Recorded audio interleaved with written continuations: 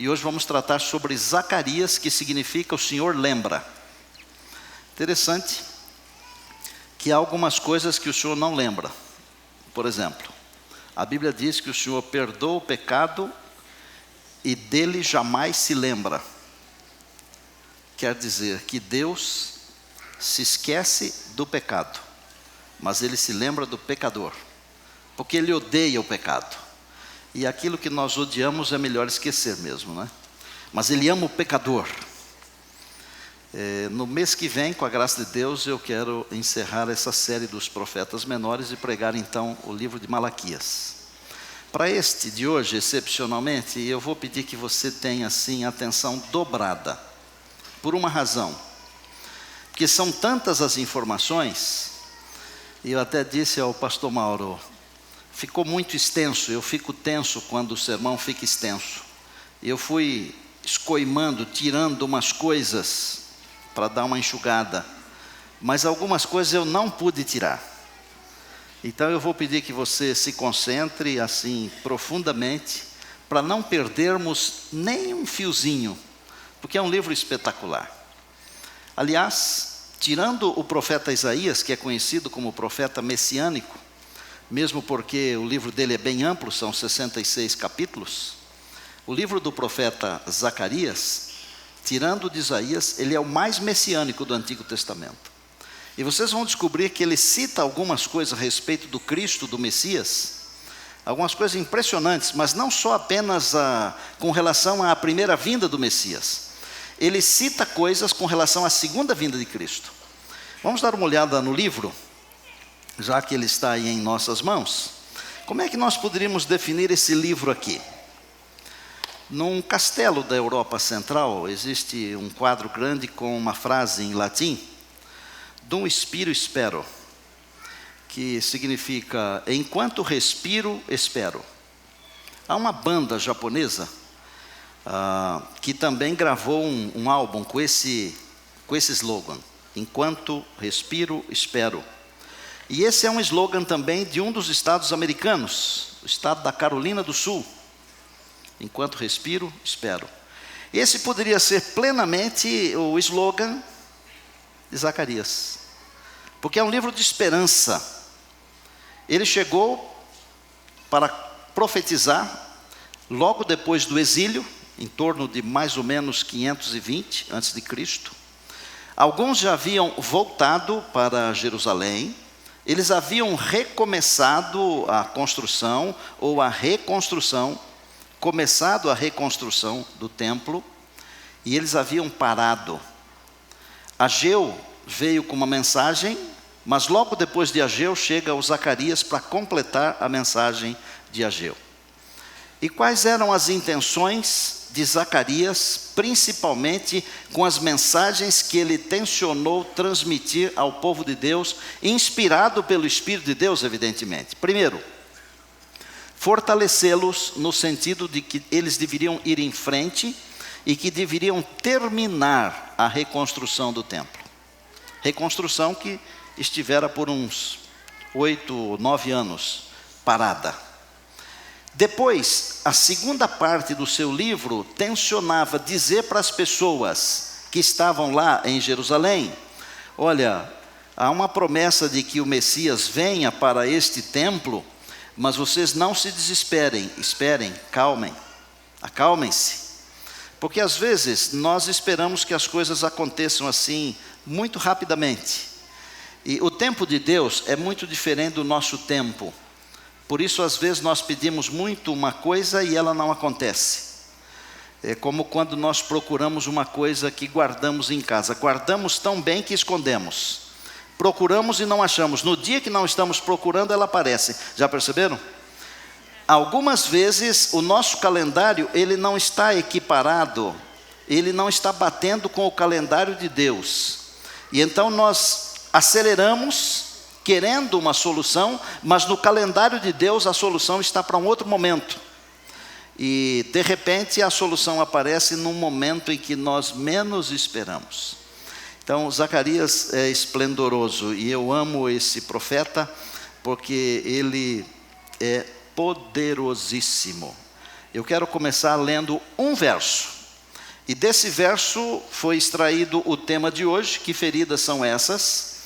Claro que esse aqui não é o único verso importante, mas esse é o chave para nós conversarmos e para eu poder apresentar o sermão de hoje para vocês. Capítulo 13, são 14 capítulos, equiparando a Oséias, que também tem 14, são os dois maiores dos profetas menores.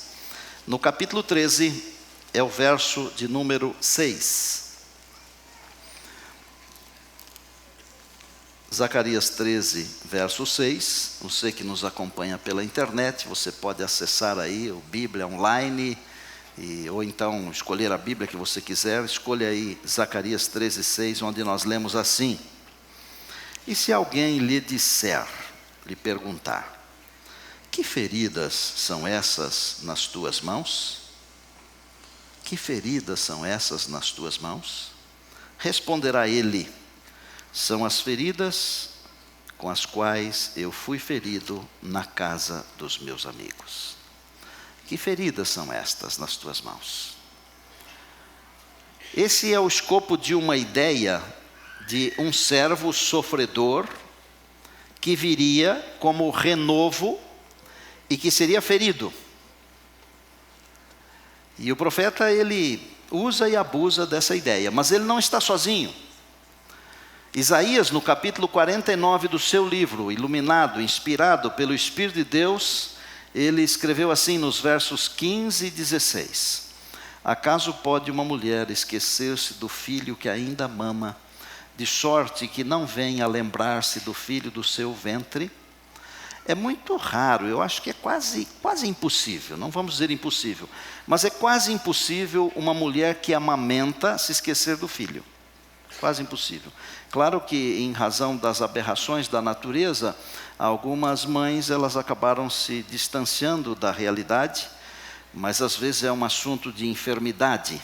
Mas uma mãe em sã consciência, normal, ela não se esquece do filho de jeito nenhum. Aí o verso 16 é assim: mas ainda que esta viesse a se esquecer dele, eu todavia não me esquecerei de ti, porque nas palmas das minhas mãos te gravei. Que feridas são estas? São as feridas com as quais eu fui ferido na casa dos meus amigos, porque ele nos gravou na palma das suas mãos. Nós poderíamos ir a Isaías 53, onde a palavra diz assim: ele foi transpassado pelas nossas transgressões e moído pelas nossas iniquidades. Que feridas são essas?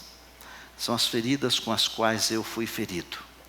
Aí nós emprestamos um pensamento de Abacuque, no capítulo 3, no verso 4, onde diz assim: raios brilhantes aparecem nas suas mãos, e ali está velado o segredo da sua força, do seu poder.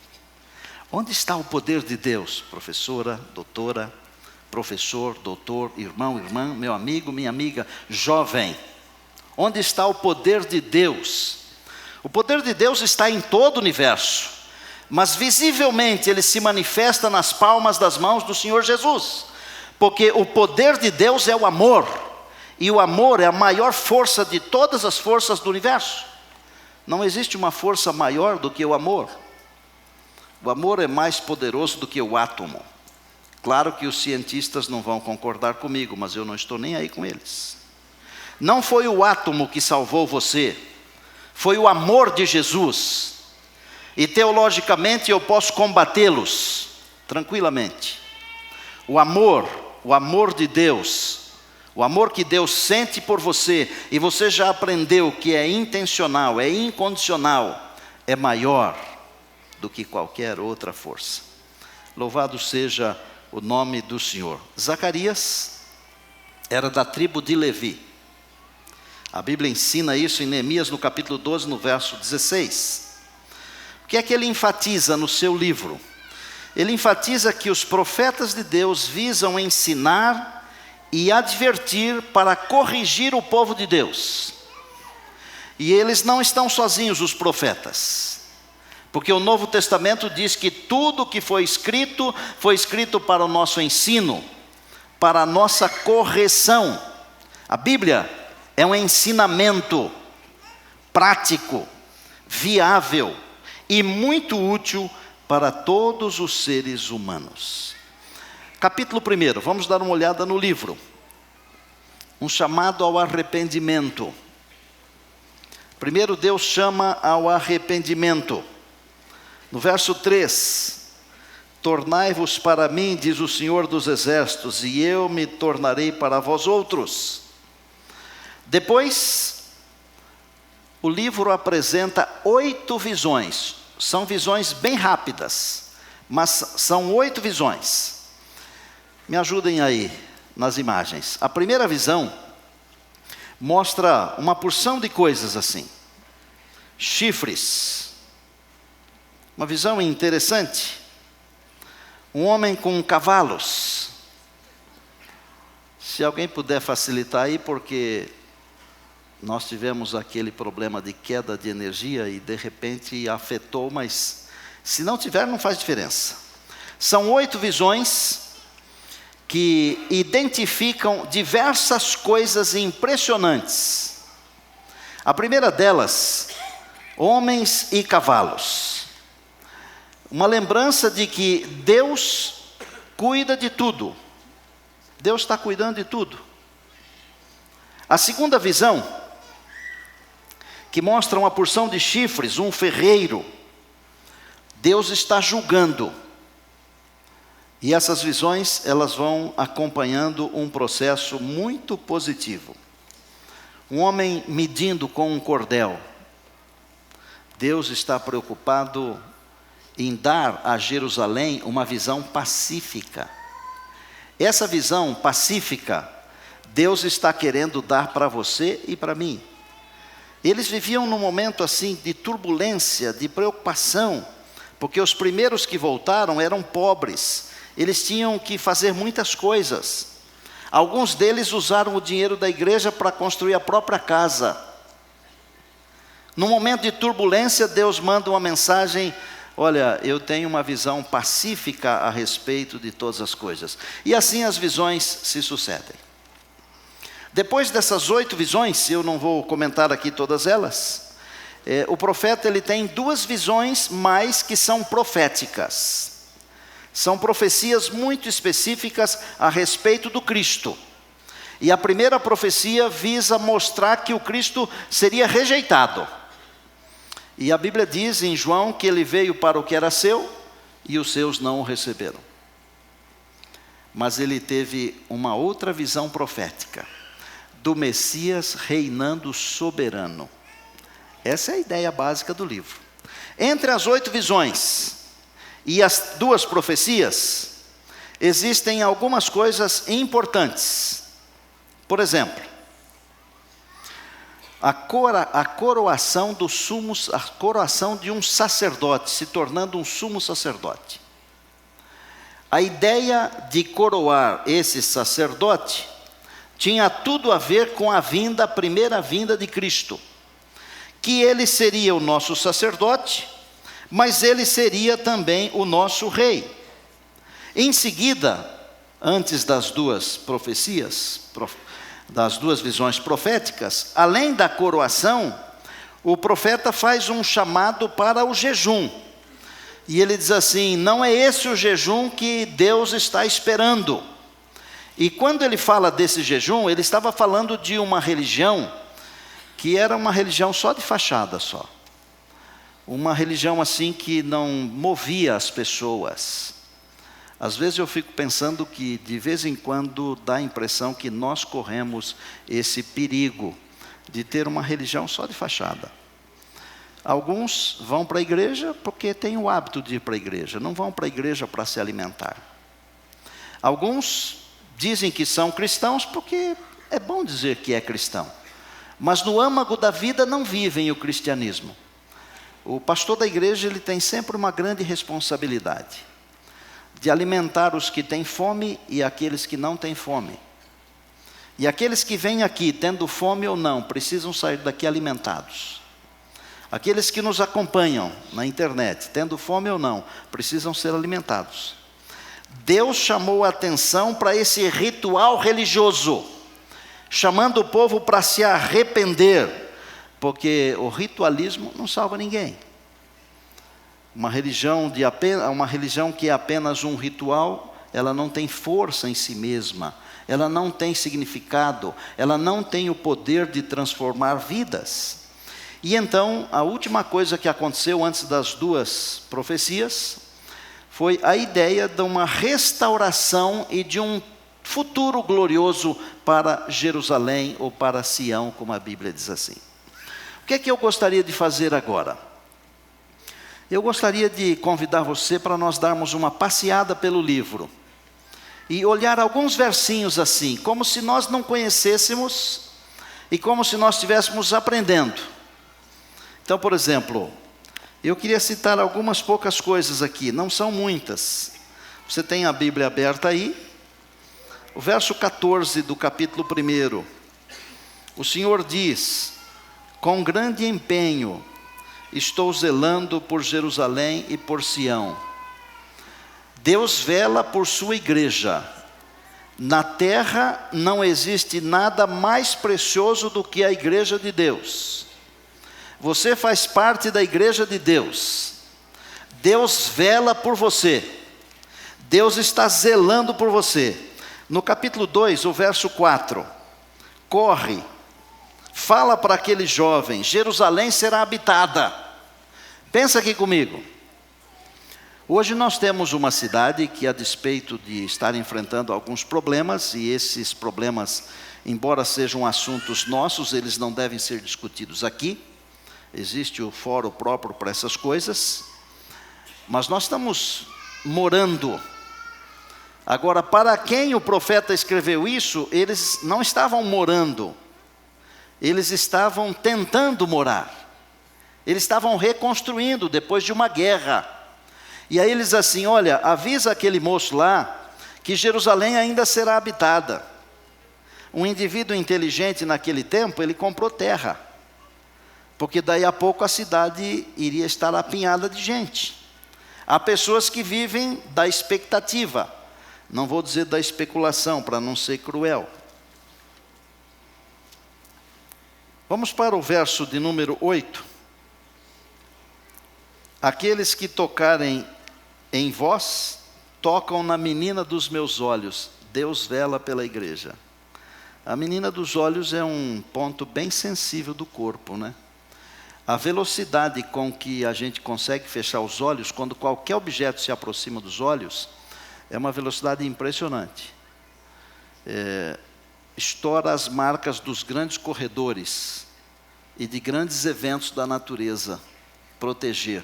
Deus protege assim a sua igreja, porque é a menina dos seus olhos. Quando qualquer coisa se arvora contra a igreja, Deus se levanta. Até hoje eu não vi ninguém que, tendo se levantado contra a igreja de Deus, tenha sobrevivido. Eu não vi nenhum movimento que tenha se levantado contra a igreja de Deus ter sucesso. Não tem. Porque Deus vela pela sua igreja, é a menina dos seus olhos. No verso 10, Deus diz assim: canta e exulta, filha de Sião, porque eis que venho e habitarei no meio de ti. Deus promete habitar no meio de Jerusalém. Agora aqui a gente tem que entender que há uma visão para frente. Naquela Jerusalém, mas Ele promete estar no meio do seu povo, Israel espiritual, e na nova Jerusalém, amém? Nós estamos indo para o capítulo 3. Dá uma olhada o que diz o verso 4, falando do sacerdote: tirai-lhe a veste suja, porque o inimigo o acusou. Aí Deus ofereceu uma vestimenta completamente nova e falou: tenho feito que passe de ti a tua iniquidade, te vestirei de finos trajes. Deus é o Deus que perdoa, que limpa e que purifica. Se hoje de manhã você veio para a igreja, se hoje de manhã você nos assiste pela internet e tem algum pecado para ser lavado, hoje o Senhor Jesus está oferecendo uma vestimenta novinha para você. Hoje o Senhor está oferecendo uma vestimenta novinha para nós. Ele tira os nossos pecados, Ele limpa as nossas impurezas, Ele nos purifica. Ele é o Senhor, o Deus Todo-Poderoso. O verso 10 diz assim: naquele dia, diz o Senhor, Cada um de vós convidará o seu próximo para debaixo da vide, ou para debaixo da figueira. Existe em nosso mundo hoje uma falta de amor tão grande, que não dá para convidar as pessoas. O Espírito de Deus, um dia desse será derramado. Nós entenderemos que todos somos irmãos. E nós haveremos de viver em harmonia plena no Senhor Jesus. Diga amém, povo de Deus. Olha o 4, verso 6, esplendorosa essa ideia aqui. O Senhor disse a Zorobabel: não é por força, nem por poder, nem por violência, mas é pelo meu Espírito. A ideia aqui é que Deus estava dizendo para aquele construtor: a terminação dessa tarefa, dessa obra, não será pelo poder do exército, nem pelo poder do dinheiro, mas pelo Espírito do Senhor. Deus estava edificando a sua casa pelo seu Espírito, o Deus Espírito Santo. Vou fazer uma aplicação aqui para a nossa igreja hoje. Deus quer edificar a sua igreja, não é pela pregação de um homem, não é pela força de uma instituição, igreja. Deus quer edificar a sua igreja hoje, a sua casa, pelo seu Espírito Santo. É o Espírito de Deus trabalhando nos corações, é o Espírito de Deus movendo as pessoas, e o Deus que prometeu isso é fiel, e Ele cumprirá a sua promessa. O 10 do 4. Não despreze o dia das pequenas coisas. Daqui uns dias nós vamos completar 100 anos aqui. Pensa no dia que aqueles homens chegaram aqui, em maio de 1915, para comprar uma fazenda no meio do mato, porque tudo isso aqui era mato. Pensando que aquilo poderia ser uma grande coisa, e é um pouco maior do que eles pensaram. Pequenas coisas. Deus estava recomeçando a construção. Uma igreja pode passar por qualquer dificuldade, amados. Se Deus botar a mão para reconstruir essa igreja, Ele vai colocar tijolinho por tijolinho, pedra por pedra. E Deus vai concluir a sua tarefa. Eu louvo ao Senhor por isso. Uma olhadinha no capítulo 5. Esta é a maldição. Aqui é uma tristeza, eu fico com dor no coração. Qualquer que furtar será expulso, segundo a própria maldição. E qualquer que jurar falsamente também será expulso. Quando a palavra diz assim, que o que é de Deus é de Deus, o que é de César é de César, Deus está nos ensinando a sermos corretos. Amados, se nós não formos corretos pela misericórdia de Deus, nós seremos tirados do meio do povo de Deus. O povo de Deus tem que ser um povo separado. Separado do quê? Separado da corrupção dos nossos dias. Segundo, separado do espírito de falsidade dos nossos dias. E uma coisa que às vezes nós não pensamos: falsidade é você se passar por aquilo que você não é. É melhor nós sermos o que somos, porque senão tem uma maldição muito forte aqui. Uma passadinha rápida dos olhos no capítulo 6. Deus promete um renovo. Para os que temos intimidade com a natureza, o renovo é quando a planta brota e nasce um novo galho, um novo pendão, um renovo. Deus promete um renovo, e esse renovo, segundo a palavra, é o Senhor Jesus. É o nosso Deus. No capítulo 7, o versinho 9, mostrarei bondade para com cada um, ninguém mais vai oprimir o outro. Essa é a ideia de Deus. Executarei juízo verdadeiro, mostrarei bondade, misericórdia. Quando eu ensinei para vocês aqui que Deus nos trata com misericórdia e graça. Com a sua misericórdia Ele retira o que nós merecemos, e com a sua graça Ele nos dá o que nós não merecemos. Estes sentimentos de Deus, essas atitudes de Deus, elas deveriam nos influenciar para nós também sermos assim. misericordiosos, bondosos, magnânimos. Mas às vezes nós somos muito duros com as pessoas. Quando a Bíblia diz que a palavra branda desvia o furor, não é só isso não. Não é só quando tem furor que é para usar a palavra branda. Nós temos que ser bondosos sempre, amáveis sempre. Isso faz uma diferença tremenda. Aqui tem uma coisa que me dá vontade de não ler, mas Deus me mandou ler, é o verso 13. Visto que eu clamei e eles não me ouviram, no capítulo 7 nós estamos. Visto que eu clamei e eles não me ouviram, eles também clamaram e eu não os ouvi. Gálatas capítulo 6, verso 7, a Bíblia diz assim: aquilo que o homem semear, isso também ceifará. Vou dar uma ideia para você aqui. Não espere dos outros aquilo que você não tem condições de fazer pelos outros. E não espere de Deus aquilo que você não tem condições de fazer para Deus também. Porque às vezes nós só queremos, nós não fazemos.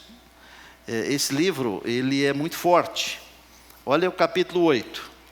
Começa a ficar gostoso no capítulo 8. Uma promessa para que todos entendessem que Deus está no meio da sua igreja para abençoar a sua igreja. Ele falou assim, verso 5. As praças da cidade se encherão de crianças, meninos e meninas, que correrão e brincarão. A ideia aqui de meninos e meninas correndo, brincando, é a ideia de segurança, é a ideia de crescimento. Uma igreja que não tem crianças é uma igreja que não cresce. Em alguns lugares do mundo a igreja vai morrendo, porque não tem crianças. Eu estive no Japão fazendo um evangelismo faz alguns anos. Algumas igrejas lá só tem uns velhinhos, não tem crianças. Também as pessoas têm dificuldade lá de serem convertidas. Então quando morre um velhinho, diminui no número de membros da igreja. A nossa igreja tem bastante criança, graças a Deus, louvado seja o Senhor. Eu não estou preocupado com o crescimento, eu estou preocupado com a saúde, é diferente. Mas crescimento também indica saúde. E Deus promete que na Nova Jerusalém as crianças vão correr, mas não é só na Nova, naquela Jerusalém dos dias de Zacarias, crianças. E veja a força dessa ideia, para pessoas que voltavam do exílio, cujos filhos foram levados, cativos, escravos. Agora eles recebem a mensagem de que as crianças vão correr de novo. Gente, nós temos que valorizar as coisas que nós temos. Para a glória do Senhor, o nosso Deus. Verso 23, do capítulo 8. Naquele dia sucederá que 10 homens pegarão, de línguas diferentes, nações diferentes, pegarão na roupa de um judeu e dirão: iremos com vocês, porque temos ouvido que Deus está com vocês. Esses dias um menino me mandou uma mensagem aqui, aquelas mensagens assim. A influência de vidas, influências vivas, outdoor, pessoal. Um dia eu batizei uma senhora numa cidade aqui, bem próximo de São Paulo, numa chácara. A senhora estava para matar um vizinho, porque viviam em litígio, briga de território, de sítio. Ela ouviu na voz da profecia uma mensagem que dizia assim: ame as pessoas, deixa o furor de lado, deixa a ira, deixa o ódio. O amor resolve os problemas, o ódio não resolve, ele cria outros problemas. Ela havia comprado uma arma para matar o vizinho. Ouviu aquilo. Parece que a mensagem falou para uma pessoa que conhecia a pessoa. E aí nós recebemos uma carta lá na voz da profecia dela, dizendo: eu fui transformada com a mensagem. E eu me comprometi a fazer o batismo. Eu fui fazer o batismo em Mariporã. Tinha um homem lá. Eu fiz um apelo. E o homem ficou assim com uma luta interna terrível. Finalmente ele se aproximou e disse: eu quero estudar e eu quero ser transformado também, porque eu também tenho ódio no coração. E faz uns 4, 5 anos ou 6 talvez, eu fui até um lugarzinho perto de Sorocaba chamado Brigadeiro Tobias. E eu batizei o Genésio e o filho dele, o Genésio filho, Júnior. E esse Genésio Júnior me mandou essa mensagem agora, porque eles me ouviram pregar aqui numa cidade. Dizendo que, por causa do meu exemplo, ele quer ser um pastor, porque ele quer transformar vidas também. Um menino que escutou o pai contando a história. Deus está falando aqui que num momento específico da história, as pessoas iam pegar na roupa das outras assim: me leva junto, deixa eu ir junto. Deus está querendo mover você para ser esse tipo de gente, de influência. Fazer a diferença na vida de pessoas, para que as pessoas tenham vontade de ficar perto de você, para conhecer o seu Deus, o Deus a quem você serve, o Deus a quem você ama. E então aí no capítulo 9, o verso 12, Deus está nos convidando para que voltemos à fortaleza da esperança. Eu estou indo para o capítulo 10. No verso 4 do capítulo 10, fala de Jesus como uma pedra angular, saindo da tribo de Judá. Capítulo 11, verso 12. Isso aqui é de doer o coração. Mais de 400 anos antes, quase 500 anos antes, o profeta escreveu a respeito do valor pelo qual o servo do Senhor, o Senhor Jesus, seria vendido. Olha aí: se vos parece bem, dai-me o meu salário. E então pesaram, pois, pelo meu salário, quantas moedas de prata? 30. Mas a palavra de Deus, ela é tão específica, que parece que é até radical, sabe? Não falou apenas a quantidade de moedas. Falou o tipo da moeda e falou o que seria feito com as moedas depois ainda. Olha o verso 13. E o Senhor me disse: arroja isso ao campo do oleiro. Magnífico preço foi avaliado. Tomei as moedas de prata, arrojei ao oleiro na casa do Senhor. Impressionante, né? Lembra da história? Judas traiu o Senhor Jesus por 30 moedas de prata. Aí o Espírito do Senhor mexeu com ele, mas não foi mais para a conversão, porque ele já havia ido além do limite. Mas o remorso fez devolver as 30 moedas de prata. Não quiseram aceitar de volta as moedas. E ele jogou no templo do Senhor. E o que fizeram com as moedas? Compraram um campo. Esse campo aqui, que a Bíblia proferiu há mais de 400 anos antes. Quase 500 anos antes. Capítulo 12. 10.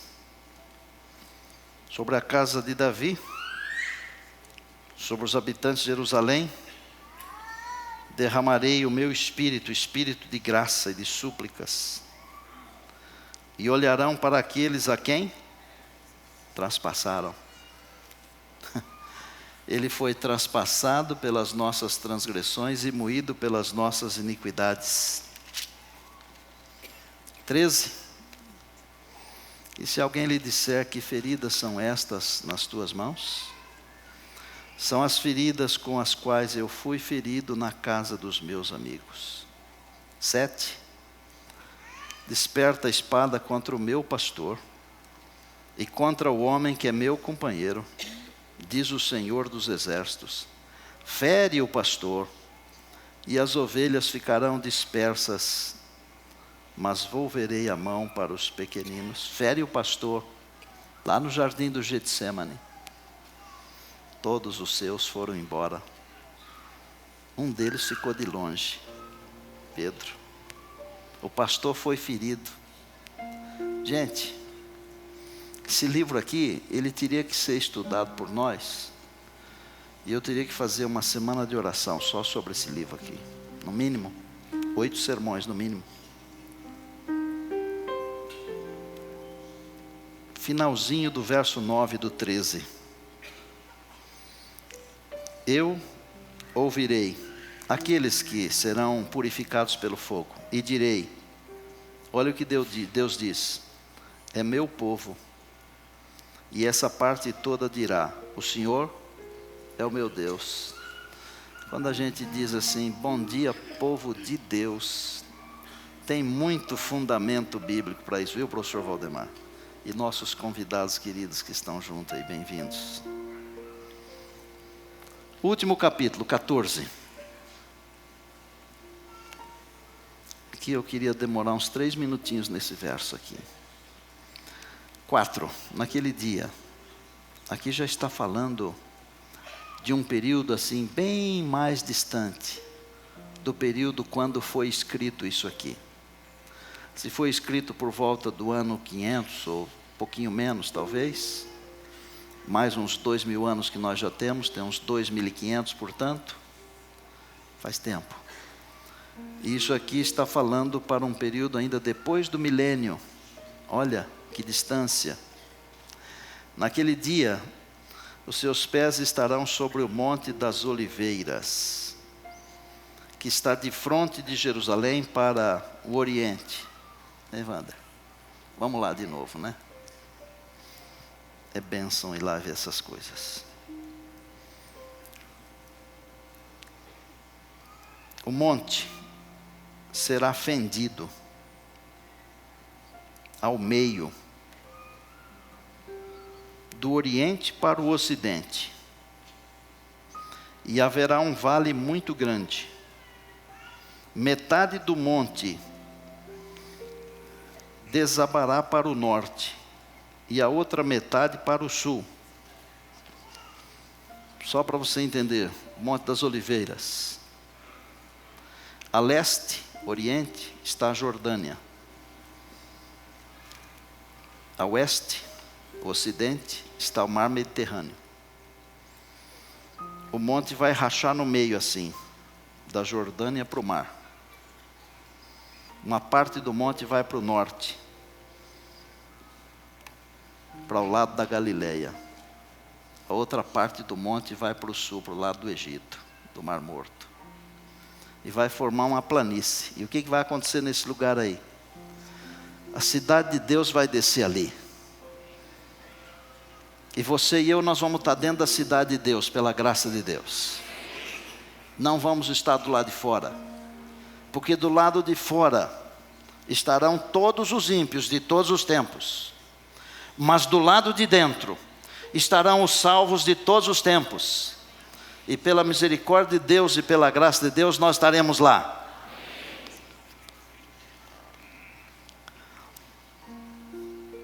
No verso 5. Então virá o Senhor Deus, e com Ele todos os seus santos. Amém? 9. O Senhor será rei sobre toda a terra naquele dia. Um só será o Senhor, e um só será o seu nome. 11. Habitarei nela, Nova Jerusalém aqui, e não haverá maldição. Jerusalém habitará segura. E para fechar, verso 20. Naquele dia, será gravado nas campainhas dos cavalos, Santo ao Senhor. E as panelas da casa do Senhor serão como as bacias do altar, santas ao Senhor. Eu sou muito fã de Zacarias, muito fã. Um camarada que viu lá na frente a primeira vinda, e viu mais à frente ainda a segunda vinda, e viu mais à frente ainda a terceira vinda. É brincadeira? Não é. São poucos os escritores bíblicos que tiveram essa abrangência aí. Ele falou da primeira vinda, de como seria a sua vida, de como ele seria traído, como seria vendido, como seria ferido. Falou da segunda vinda e falou da terceira vinda. De repente seria melhor eu explicar cada uma dessas coisas em 30 segundos, para facilitar para um ou outro que não conhece essa linguagem. A primeira vinda foi quando Jesus veio e nasceu da Virgem, de Maria. A segunda vinda é quando agora, em nossos dias, pela graça de Deus, Ele vier nas nuvens dos céus para buscar os seus. E a terceira vinda é quando, depois do milênio, a cidade de Deus descer com todos os salvos dentro. Todos os ímpios serão ressuscitados, mas não vamos falar disso porque isso não presta. O monte vai se partir. A cidade, como se fosse num desses filmes aí de uma nave descendo, né? Só que o filme não é nada perto do que vai acontecer, nada. A cidade vai pousar ali.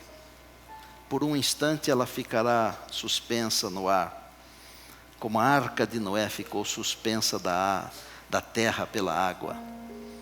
E então, quando tudo aqui terminar e o fogo de Deus destruir toda a obra do maligno e todos aqueles que seguiram o maligno, a cidade de Deus será fincada nessa planície. Haverá um só rebanho, um só pastor. E como eu li no começo, se alguém perguntar que feridas são essas nas tuas mãos, ele vai dizer que são as feridas com as quais eu fui ferido na casa dos meus amigos. Pastor, eu não vou perguntar porque eu conheço a história da salvação.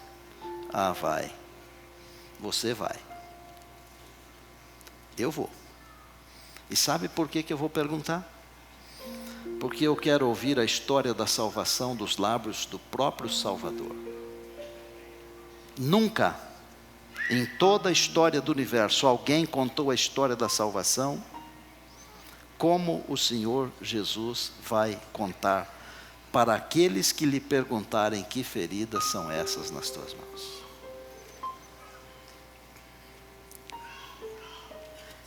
Se Zacarias estivesse aqui, fazendo essas profecias todas agora, e é claro que nós cremos que quando uma pessoa morre, ela vai para o pó, e o espírito volta para Deus que o deu. Mas Zacarias está vivo, porque a Bíblia diz que as suas obras o acompanham, a sua mensagem está viva. Ele está descansando, mas a mensagem está viva. E pode ser até que ele esteja no céu, eu não sei, mas a sua mensagem é viva. Você vai ter condições de perguntar para Jesus que feridas são essas nas tuas mãos? Como está a sua vida hoje? Você faz parte daqueles que estão construindo a cidade de Deus? Queria que você pensasse um pouquinho agora. Se o Espírito de Deus estiver falando com você e dizendo alguma coisa, dê ouvidos. Não deixa passar a oportunidade, porque ninguém sabe quando será a última. O grupo vai cantar uma música que eu pedi, eles cantaram para mim sábado, quando eu preguei lá no Taboão. Obrigado mais uma vez. Que feridas são essas nas tuas mãos? Enquanto eles estiverem cantando, eu quero que você pense como está a sua vida com relação à segunda vinda, porque com relação à segunda vinda define também como será na terceira vinda. Na primeira nós não estávamos lá, não deu para ver as marcas. Na segunda, se nós estivermos com Ele, nós poderemos ver as marcas. E se estivermos com Ele na segunda, estaremos com Ele na terceira. Se Deus tocar o seu coração para você fazer um concerto com Ele agora, enquanto eles estiverem cantando, se levante, fique em pé silenciosamente, fale com Deus. Mas é assim, ó, não precisa se levantar. Se o Espírito de Deus não falar com você, não se levante, porque vai levantar para quê? Para ser hipócrita? Não, Só se levante se Deus estiver falando com você. Se Deus tocar em você, para você fazer um concerto com Ele. Porque aí Deus vai assinar embaixo. Vai autografar o seu concerto. E você que nos acompanha pela internet, você pode fazer um concerto com Deus também. Deus está chamando. Deus quer ter você dentro da Jerusalém, a nova Jerusalém. Deus quer fazer um concerto com você também. Deus nos abençoe agora. Eu estaria aqui orando enquanto eles cantam.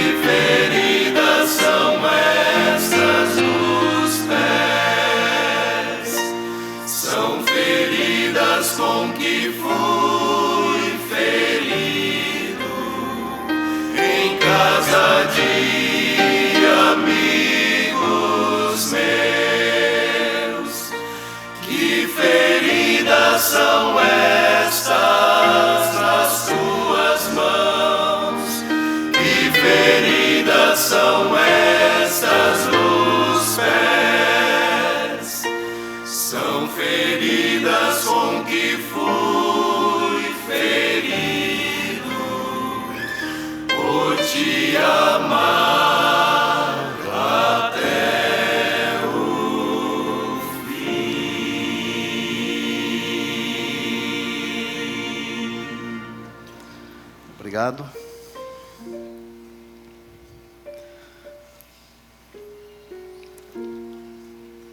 Na primeira vez, ele foi ferido. Na segunda vez, será possível divisar as feridas. E quando nós vivermos com Ele por toda a eternidade, no novo céu e na nova terra, nós poderemos ouvir a história da salvação, contada como nunca alguém contou. Deus está chamando você para fazer parte dessa história, só isso. Falar da vontade de Deus é chover no molhado, né? Mas Deus é bom demais, né? Montou tudo, todo um sistema, todo um esquema, só para dizer assim: Eu amo você, eu quero você junto comigo. Deus quer você. E não só você, mas a sua família também. Deus quer você. Não só você, mas sua família também. Você. E Deus quer você, sua família. Meu Pai, a primeira palavra é de gratidão pela palavra escrita, sob a inspiração do Espírito Santo. Como é possível, Senhor, um homem comum como nós, 500 anos antes, proferir tantas verdades, mas não só 500, milhares de anos, porque ele alcançou os nossos dias e alcançou o futuro. Só pode ser mesmo pela inspiração divina. Obrigado pelo Deus Espírito Santo que, além de inspirar a escrituração do livro, Ele nos ilumina na compreensão. Meu Deus, obrigado sobre todas as coisas por Jesus, o Teu Filho amado, o nosso Salvador, que veio aqui, foi ferido, mas em breve virá, como Rei dos Reis, Senhor dos Senhores, e com todos os anjos do seu poder, para reunir os escolhidos dos 4 cantos da terra, e nós estaremos lá pela Tua graça. Senhor, nós também queremos ouvir a história da salvação dos lábios do Salvador. Obrigado. Abraça-nos carinhosamente, Pai. Por favor. Se tiver alguém aqui enfrentando uma crise, uma provação, eu peço que nós, nesta hora, a Tua misericórdia, ajude este alguém, por favor. Se tiver uma pessoa aflita, no caso de um filho, ajuda essa mãe, esse pai. Pai, se tiver alguém aflito com qualquer outra coisa, Teu Espírito nos console e nos conforte. Nós queremos Te louvar agora, como um grupo, como uma família, pela salvação. Fazemos isso agradecidos, através de Cristo, Teu Filho e nosso Senhor e Salvador. Amém.